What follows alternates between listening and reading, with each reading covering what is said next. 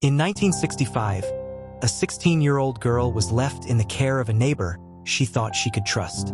Instead, her final months became a nightmare of torture, betrayal, and silence.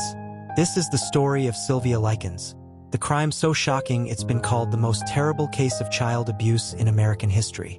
Join me as I dive deep into the chilling case of Sylvia Likens and try to uncover the truth behind what really happened in Indiana.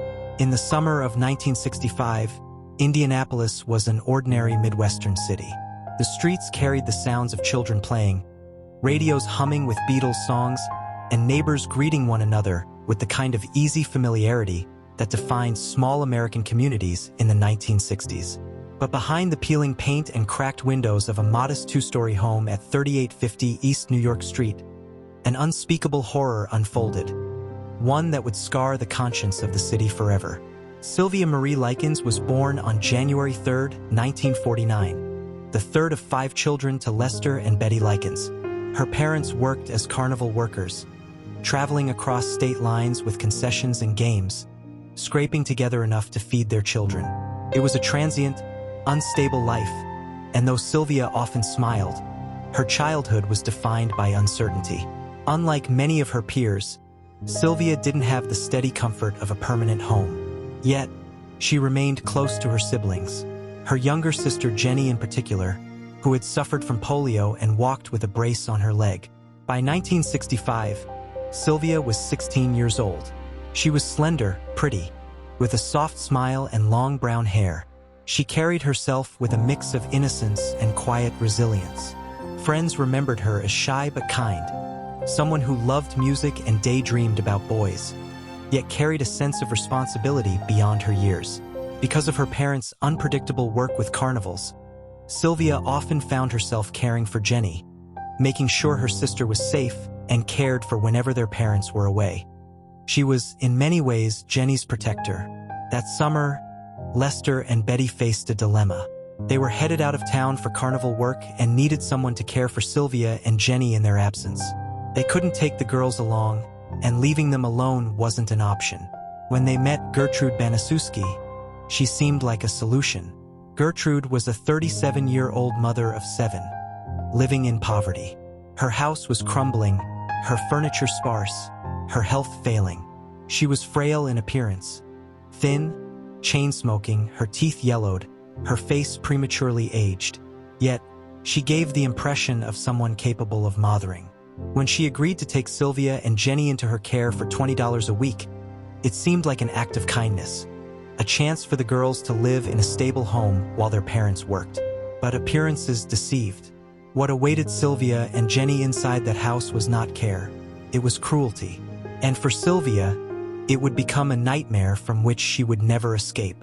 First, things seemed normal. Gertrude's home was chaotic, 7 children, with ages ranging from toddlers to teenagers, crowded every corner.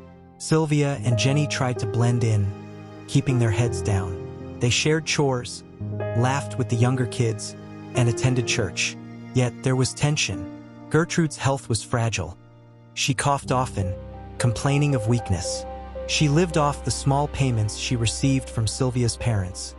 And when those payments arrived late, resentment began to fester. That resentment soon turned toward Sylvia. Started small scoldings, harsh words. Gertrude complained that Sylvia wasn't helping enough, that she ate too much food, that she was lazy.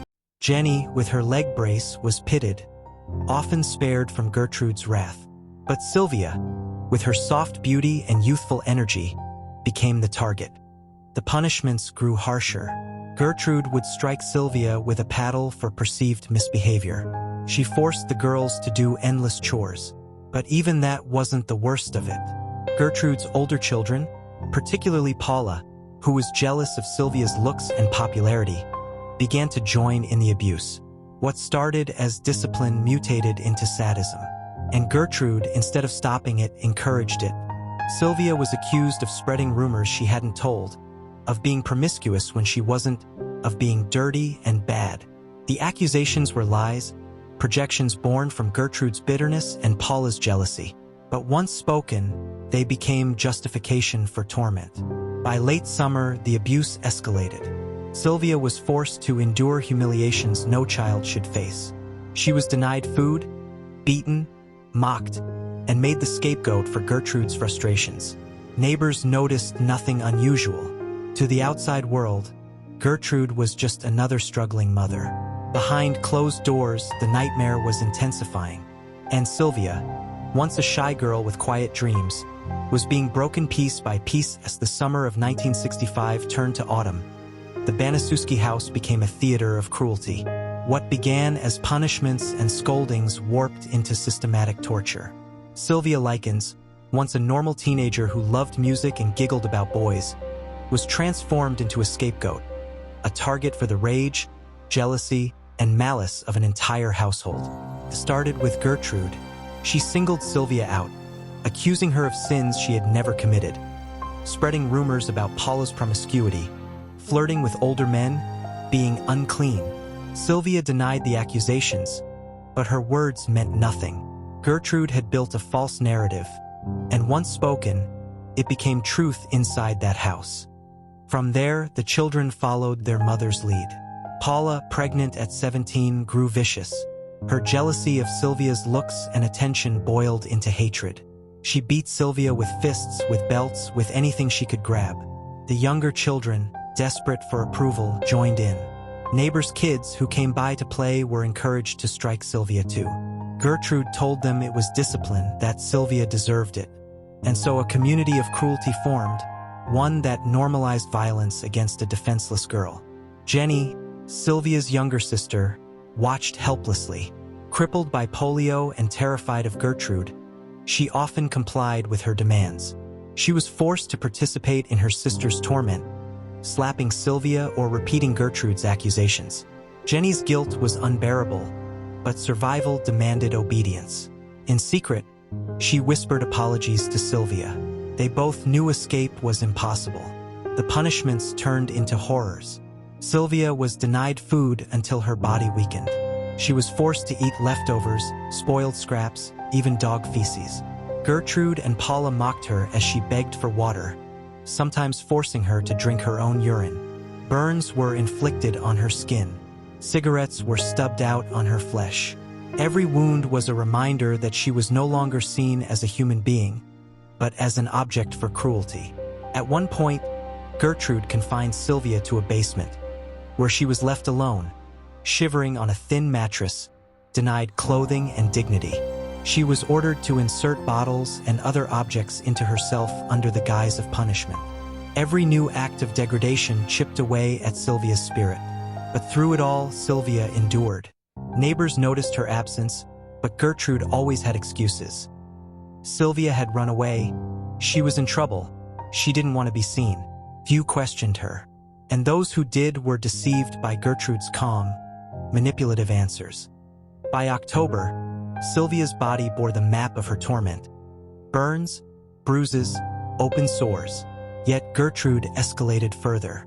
In one of the most chilling acts of control, she ordered Sylvia to be branded. With a heated needle, the words, "I'm a prostitute and proud of it," were burned into her stomach.